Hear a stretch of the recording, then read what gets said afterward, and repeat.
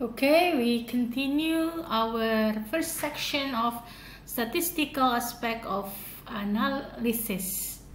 Statistical aspect of item test analysis, I'm sorry. Okay, so prior this video we have discussed about item analysis.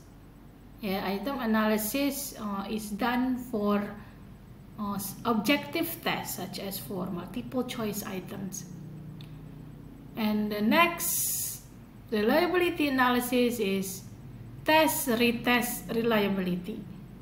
Test-retest reliability is kind of reliability analysis which is also done for objective tests. For example, for multiple choice item once again. Yeah. Why is it called test-retest? Because the tryout is conducted twice.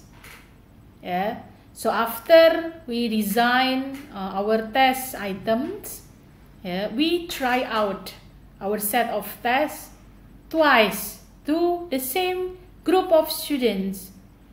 The same group of students, but not for the students whom we want to test, ya.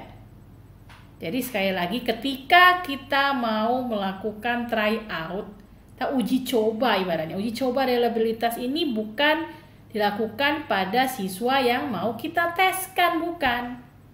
Tapi dilakukan pada kelompok siswa yang lain yang memiliki karakteristik yang sama dengan karakteristik siswa yang mau kita teskan. Itu ya. Nah, ini contoh hasil perhitungan test-retest reliability. Ya.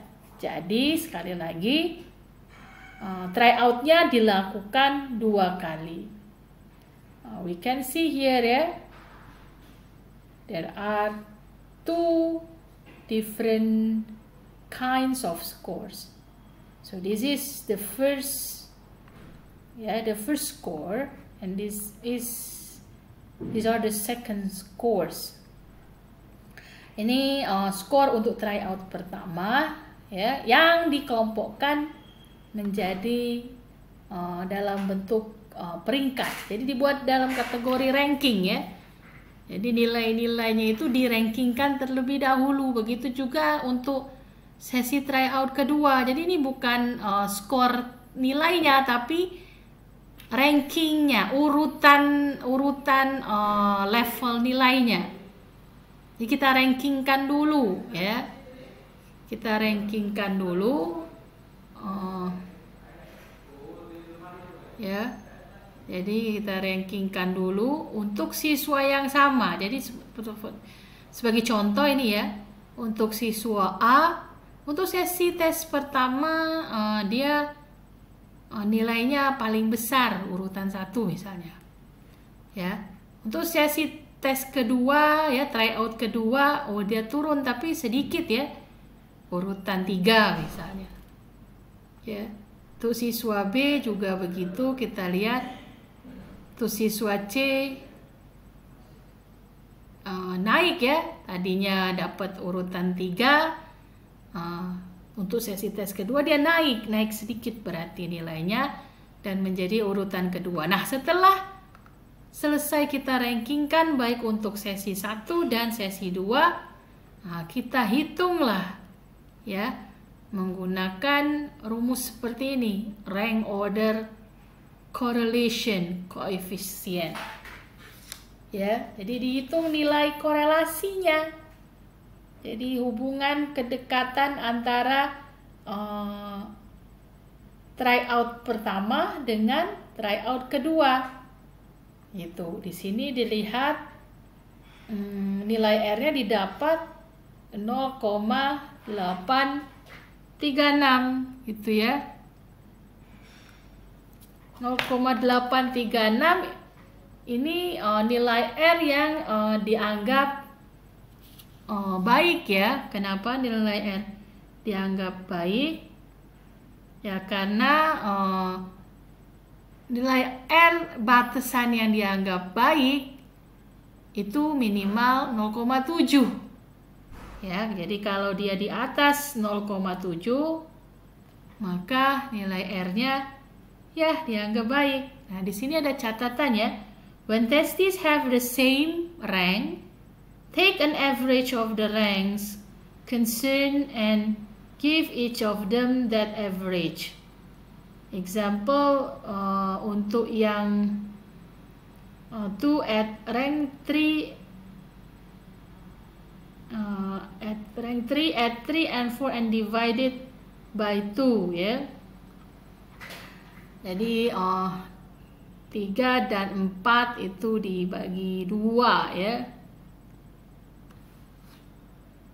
Oke, berikutnya split half reliability. Oke, split half reliability. Kalau tadi tes reliability itu tryout-nya dilakukan sebanyak 2 kali untuk kelompok siswa yang sama, dijedakan waktu ya, tapi ya misalnya hari ini mungkin jaraknya berselang 1 bulan lah minimal, jangan besoknya. Kalau besoknya kemungkinan dia ingat jawabannya hari ini gitu ya. Oke, kalau split half reliability, nah ini mau melihat bagaimana korelasi antara item genap dengan item ganjil. Ya, odd number item ganjil, even number item genap. Ya, nah, jadi begitu. Jadi mau dilihat untuk masing-masing siswa, ya, dilihat juga bagaimana proporsi dia menjawab antara item ganjil dengan item genap, itu kira-kira bayangannya. Jadi logika sederhananya, kalau misalnya terlalu banyak siswa yang menjawab benar di item ganjil misalnya, kemudian di item genap mungkin lebih banyak salahnya, berarti kemungkinan besar soal tersebut tidak reliable dan harus dianalisis item per itemnya menggunakan item analysis tadi. Gitu ya. Dan ini rumusnya ya, menggunakan rumus juga. Tinggal diikuti saja rumusnya di sini. Oke. Nah, jadi itu ya tiga aspek untuk melihat reliabilitas. Ya, dan minggu depan mungkin kita fokus membahas, kalau ini kan khusus untuk objektif tes ya, bagaimana untuk subjektif tes, perlu nggak sih kita cek reliability-nya atau validity-nya, ya kita diskusikan minggu depan. Thank you very much, see you for the next discussion.